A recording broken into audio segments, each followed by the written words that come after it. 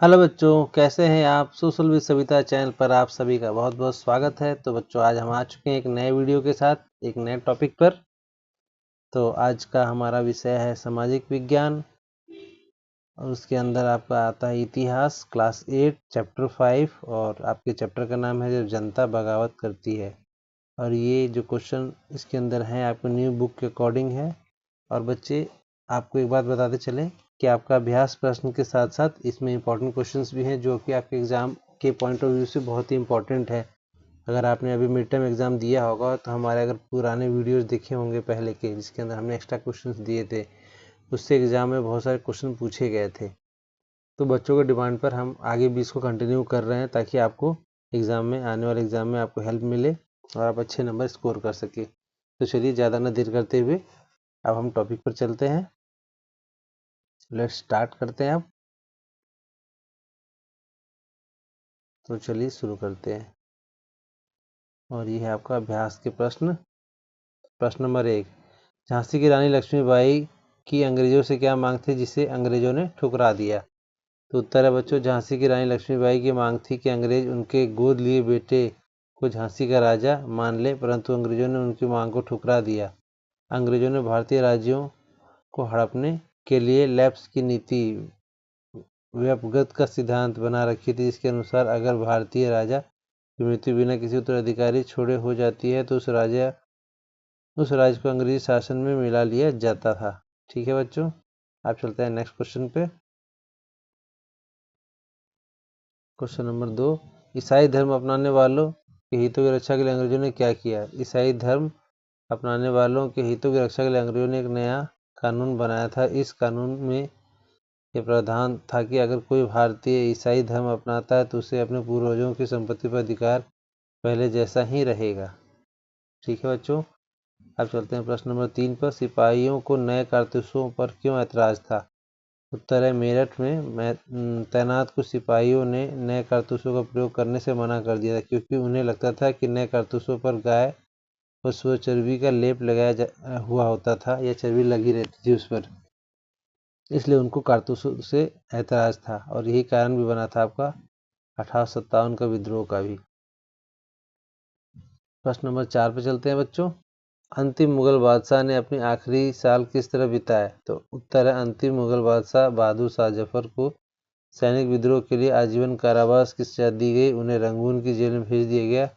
उनकी मृत्यु उसी जेल में 1862 में हो गई। आप चलते हैं नेक्स्ट क्वेश्चन पे बच्चों, प्रश्न नंबर 5 पर। मई 1857 से पहले भारत में अपनी स्थिति को लेकर अंग्रेजी शासकों के आत्मविश्वास में क्या कारण थे। तो उत्तर बच्चों, 1857 से पहले अंग्रेजों को भारत में अपनी स्थिति को लेकर आत्मविश्वास के निम्न कारण थे। अंग्रेज भारतीय सैनिकों को विश्वसनीय मानते थे। भारतीय सैनिकों को महत्वपूर्ण लड़ाइयों में बढ़ चढ़कर भाग लिया था। उन्हें लगता था कि कारतूसों के कारण हुई उथल पुथल थोड़े समय बाद ही शांत हो जाएगी। ठीक है बच्चों, ये हो गया आपका प्रश्न नंबर 5 कंप्लीट। अब हम चलते हैं प्रश्न नंबर 6 पर। बहादुर शाह जफर द्वारा विद्रोहियों को समर्थन दे देने से जनता और राज परिवारों पर क्या असर पड़ा। तो उत्तर है बच्चों इसका, बहादुर शाह जफर द्वारा विद्रोहियों को समर्थन दे देने से जनता और राज परिवारों पर निम्न असर पड़ा। पहला है, देश में बाकी सैनिक टुकड़ियों में भी बगावत शुरू कर दी। दूसरा है, कस्बों और गाँव में के लोग भी बगावत में शामिल होने लगे। थर्ड पॉइंट है, सभी स्थानीय नेताओं, जमींदारों और मुखियाओं ने भी जनता को संगठित करना शुरू कर दिया। और फोर्थ पॉइंट है, कानपुर में नाना साहब ने सेना इकट्ठा की और अंग्रेज सैनिकों को खदेड़ दिया। पांचवा पॉइंट है, लखनऊ में बेगम हजरत महल ने अंग्रेजों के खिलाफ विद्रोह कर दिया। और छठा है, झांसी की रानी लक्ष्मीबाई ने अंग्रेजों को भारी चुनौती दी। ठीक है बच्चों, इस तरह से आपका क्वेश्चन नंबर 6 कंप्लीट होता है। आप चलते हैं प्रश्न नंबर 7 पर।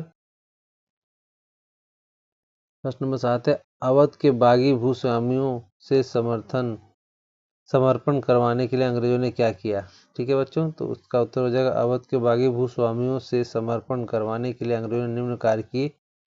पहला पॉइंट है, अंग्रेजों ने भूस्वामियों का विश्वास जीतने के लिए हर संभव प्रयास किए। उन्होंने वफादार भूस्वामियों के लिए इनामों की घोषणा की। तीसरा है उनको आश्वासन दिया कि जमीनों पर उनके परंपरागत अधिकार बने रहेंगे। और फोर्थ है उन्हें बताया गया कि अगर वे आत्मसमर्पण कर देंगे तो वे सुरक्षित रहेंगे और जमीनों के दावेदार रहेंगे। ठीक है बच्चों, अब चलते हैं हम प्रश्न नंबर 8 पर। तो ये है आपका प्रश्न नंबर 8। 1857 के बगावत के फलस्वरूप अंग्रेजों ने अपनी नीतियां किस तरह बदली? तो उत्तर है बच्चों 1857 के बगावत के बाद अंग्रेजों ने अपनी नीतियों में निम्नलिखित बदलाव किए। पहला पॉइंट है भारत का शासन ईस्ट इंडिया कंपनी के से ब्रिटिश सरकार के पास चला गया। दूसरा है भारतीय राजाओं को आश्वासन दिया गया कि भविष्य में उनकी जमीनों पर कब्जा नहीं किया जाएगा। थर्ड पॉइंट है राजाओं के दत्तक पुत्र को भी उत्तराधिकारी ही माना जाएगा। चौथा पॉइंट है ब्रिटिश सेना में भारतीय सिपाहियों के अनुपात को कम कर दिया गया और ब्रिटिश सिपाहियों के अनुपात को बढ़ा दिया गया। पांचवा पॉइंट है अंग्रेजों ने फैसला किया कि वे भारतीय रीति रिवाजों, धर्म, परंपराओं और सामाजिक प्रथाओं का सम्मान देंगे। 6 पॉइंट है भूस्वामियों और जमींदारों को उनकी जमीनों पर अधिकार को सुरक्षित किया जाएगा। ठीक है बच्चों, इस तरह से आपका प्रश्न नंबर 8 कंप्लीट होता है। अब चलते हैं प्रश्न नंबर 9 पर, जो कि आपको ये प्रश्न नंबर 9 है आपके लिए। इसको खुद से करना है, आपको पता लगाएं कि सन 57 की लड़ाई के बारे में आपके इलाके या आपके परिवार के लोगों को किस तरह की कहानियां और गीत याद है। इस महान विद्रोह से संबंधित कौन सी यादें अभी लोगों को उत्तेजित करती हैं?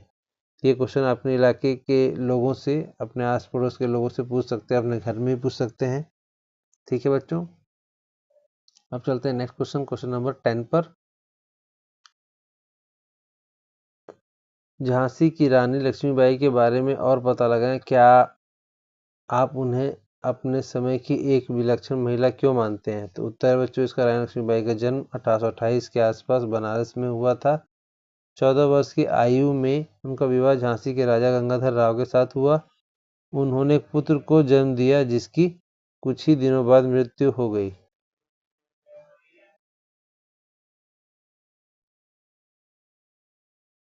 तो सन 1853 में महाराज गंगाधर राव ने दामोदर राव को गोद ले लिया और उसके बाद बीमारी से उनकी भी मृत्यु हो गई। मतलब रानी लक्ष्मीबाई के पति की भी मृत्यु हो गई। रानी लक्ष्मीबाई अपने समय की विलक्षण महिला थी। अब चलते हैं इसके पॉइंट्स पर। उन्होंने दामोदर राव को अपना उत्तराधिकारी घोषित किया। दूसरा, तो बच्चों ब्रिटिश शासन द्वारा उनके दावे को ठुकराए जाने और लैप्स की नीति के तहत राज्य को अंग्रेजी हुकूमत में मिलाने के फैसले के बाद रानी लक्ष्मीबाई ने अंग्रेजों के साथ युद्ध छेड़ दिया। थर्ड पॉइंट है उन्होंने एक सेना का निर्माण किया जिसमें महिलाएं और पुरुष दोनों थे। फोर्थ है उन्होंने 2 सप्ताह तक अंग्रेज सेना का बहुत ही दिलेरी से मुकाबला किया। इस तरह से आपका यह अभ्यास प्रश्न कंप्लीट होता है बच्चों। अब चलते हैं हम एक्स्ट्रा क्वेश्चन, अतिरिक्त प्रश्न के ऊपर, जो आपके एग्जाम पॉइंट ऑफ व्यू से बहुत इंपॉर्टेंट है। बहुत ही शॉर्ट्स में आंसर दिए हुए हैं इसके, जो आपकी एक तरह से एग्जाम में रिवीजन का भी काम करेगा। तो ये है आपका लघुतात्मक प्रश्न उत्तर। प्रश्न नंबर 1 इसमें मुगल वंश को पूरी तरह खत्म करने के लिए अंग्रेजों ने क्या योजना बनाई? उत्तर है लॉर्ड डलहौजी 1849। उन्होंने घोषणा की बहादुर शाह जफर की मृत्यु के बाद राजा के परिवार को लाल किला रेजिडेंस छोड़ना पड़ेगा। दूसरा, लॉर्ड कैनिंग 1856। उन्होंने फैसला किया कि बहादुर शाह जफर अंतिम मुगल सम्राट होंगे। उनकी मृत्यु के पश्चात उनके किसी भी वंशज को सम्राट स्वीकार नहीं किया जाएगा। ठीक है बच्चों, अब चलते हैं नेक्स्ट क्वेश्चन पे, प्रश्न नंबर 2 पे। कंपनी की सेना में काम कर रहे सिपाही किन बातों से लेकर नाराज थे? तो उत्तर सिपाही निम्नलिखित कारणों से नाराज थे। धार्मिक भावना, वे अपने माथे पर धार्मिक चिन्ह जैसे तिलक लगाने और दाढ़ी रखने पर रोक लगाने से परेशान थे, क्योंकि उन्हें लगता था कि ब्रिटिश नीति उनकी धार्मिक भावनाओं को ठेस पहुंचा रही है। दूसरा है वेतन और भत्ते, वे अपने वेतन, पेंशन, भत्ते और सेवा शर्तों जैसे कि समुद्र पार करना से नाखुश थे। उन्हें लगा कि अंग्रेजों के सैनिकों की तुलना में कम थे। थर्ड पॉइंट है इसका बच्चों असम्मान और दुर्व्यवहार, उन्हें यह भी महसूस होता है कि अंग्रेज अधिकारी उनके साथ हीन व्यवहार करते थे। अब चलते हैं प्रश्न नंबर 3 पर। 1856 में सिपाहियों के समुद्र पार जाने के संबंध में कौन सा नियम बनाया गया था? तो उत्तर है बच्चों 1856 में कंपनी ने एक नया नियम पारित किया जिसके अनुसार हर नए व्यक्ति को कंपनी की सेवा सेना में सेवा करने के लिए ये स्वीकार करना आवश्यक था कि वो जरूरत पड़ने पर समुद्र पार भी यात्रा करेगा। इससे पहले सिपाही समुद्र पार जाने को अपने धर्म के विरुद्ध मानते थे। ठीक है बच्चों, अब चलते हैं प्रश्न नंबर 4 पर। प्रश्न नंबर 4, निम्नलिखित के 1857 के विद्रोह के दौरान क्या प्रतिक्रिया कार्रवाइयाँ थी? उत्तर है नाना साहब, उन्होंने अपने हथियारबंद सेना जुटाई और अंग्रेजों को कानपुर से बाहर निकाल बाहर किया। उन्होंने स्वयं को पेशवा घोषित कर दिया। और तीसरा पॉइंट है, उन्होंने घोषणा की कि वह मुगल सम्राट बहादुर शाह जफर के एक गवर्नर हैं। ठीक है, अब चलते हैं दूसरे पॉइंट पर। बेगम हजरत महल। बेगम हजरत महल ने लखनऊ के पतन के पश्चात अपने अल्पायु पुत्र बिरजिस कद्र को अवध का नवाब घोषित कर दिया। दूसरा पॉइंट है, उन्होंने ब्रिटिश शासन के विरुद्ध विद्रोह की संगठित करने में महत्वपूर्ण भूमिका निभाई और अपने वफादार सैनिकों को प्रेरित किया। ठीक है, अब चलते हैं प्रश्न नंबर 5 पर। भारतीय किसान और जमींदार कंपनी से क्यों परेशान थे? तो उत्तर, अधिक कर लगाना। किसान और जमींदार अपनी कंपनी द्वारा लगाया गया भारी भरकम लगान, राजस्व के मांगों और लगान वसूली के सख्त तरीकों से बहुत परेशान थे। कर्ज, लगान चुकाने के लिए बहुत से किसान महाजनों से कर्ज लेने को मजबूर हो गए थे। तीसरा पॉइंट है, जमींदारी का नुकसान। कंपनी की राजस्व व्यवस्था इतनी सख्त थी कि जो जमींदार लगान नहीं चुका पाते थे उनकी जमींदारी छीन ली जाती थी उनसे, जिससे वे अपनी पारंपरिक स्थिति और संपत्ति से वंचित रह जाते थे। ठीक है बच्चों, अब चलते हैं नेक्स्ट क्वेश्चन पे, जिसमें सही का विकल्प लगाना है। Short answer question. तो ये है आपका क्वेश्चन नंबर 6। 1857 के विद्रोह का सेनापति कौन था? ये 4 ऑप्शन आपके दिए हुए हैं। उत्तर है इसका बहादुर शाह जफर द्वितीय 2। प्रश्न नंबर 7 पे चलते हैं, किस गवर्नर जनरल के समय 1857 का विरोध हुआ? तो इसमें देख लीजिए 4 ऑप्शन दिए, क, ख, ग और घ। ऑप्शन इसका हो जाएगा ग, लॉर्ड कैनिंग। ठीक है बच्चों, नेक्स्ट चलते हैं प्रश्न नंबर 8 पर। पेशवा बाजीराव का दत्तक पुत्र कौन था? तो उत्तर है बच्चों इसका नाना साहब। ठीक है, तो ये आपके 4 ऑप्शंस थे। नेक्स्ट क्वेश्चन है आपका, अवध में स्वतंत्रता सेनानियों का नेतृत्व किसने किया? तो ये भी, इसमें भी आपके 4 ऑप्शन दिए गए हैं, गए। उत्तर है आपका बेगम हजरत महल। ठीक है बच्चों, नेक्स्ट क्वेश्चन पे चलते हैं प्रश्न नंबर 10 पर। अवध में सहायक संधि कब थोपी गई? तो इसके अंदर भी देखिए 4 ऑप्शन आपको दिए गए हैं। जो आंसर है हमने इसको आपके लिए लिख दिया है। उत्तर है 1801 में, खा ऑप्शन हो जाएगा। ठीक है बच्चों, अब चलते हैं फिल इन द ब्लैंक्स। इसमें भी हमने आपके फिल इन द ब्लैंक्स पहले ही फिल कर दिया है। चलते हैं प्रश्न नंबर 12 में। विष्णु भट्ट गोडसे ने माझा प्रवास पुस्तक लिखी। प्रश्न नंबर 13, तात्या टोपे मध्य भारत के जंगलों में आदिवासियों के साथ छापामार युद्ध चलाते थे। प्रश्न नंबर 14, मेरठ के कुछ सिपाहियों की टोली दिल्ली पहुंची और बहादुर शाह को अपना नेता घोषित किया। प्रश्न नंबर 15, 29 मार्च 1857 में युवा सिपाही मंगल पांडे को बैरकपुर में अपने साथियों हमला करने के आरोप में फांसी पर लटका दिया गया। प्रश्न नंबर 16, राजगढ़ में अवंतीबाई ने 4000 सैनिकों की फौज तैयार की। ठीक है बच्चों, अब चलते हैं सही गलत वाले कथन पर। नेक्स्ट क्वेश्चन पे प्रश्न नंबर 17, 1801 में अवध पर एक सहायक संधि थोपी गई। सही है। प्रश्न नंबर 18, 1857 की क्रांति के बाद भारत का गवर्नर जनरल को एडमिरल गवर्नर बना दिया गया। तो उत्तर गलत है। अब चलते हैं प्रश्न नंबर 19 पर।